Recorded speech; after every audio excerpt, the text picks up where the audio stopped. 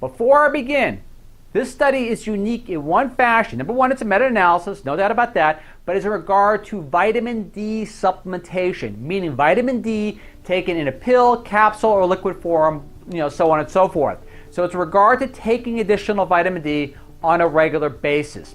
Now, I may change the title of the video to basically saying how much vitamin D is required in order to prevent the incidence, or reduce, should say, the incidence of a cold or flu. But for now, let's stick with the public citation title as follows. Public citation title is Vitamin D Protects Against Cold and Flus, Finds Major Global Study. This was a large meta-analysis done by the British Medical Journal.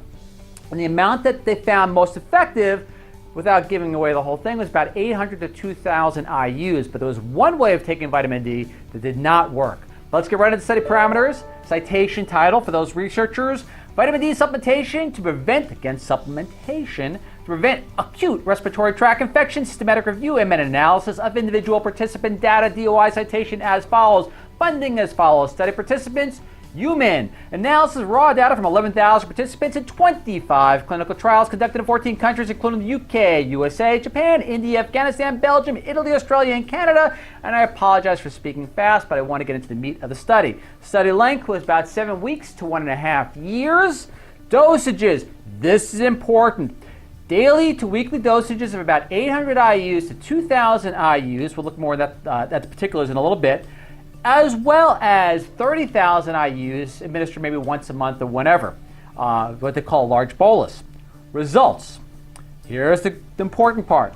The daily or weekly supplementation halved the risk of acute respiratory infection in people with the lowest baseline vitamin D levels, as well as those with the highest levels. It still reduced the incidence down by about 10%, or reduced risk reduction, I should say. Risk reduction was reduced by about 10%.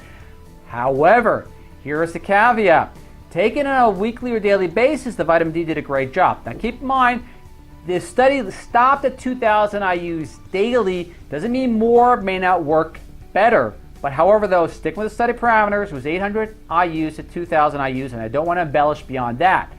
However, 30,000 IUs given as a bolus dose every month to every 3 months did not work very well. In fact, it didn't work at all, and especially in regard to taking vitamin D on a daily basis, which worked by up to 50%.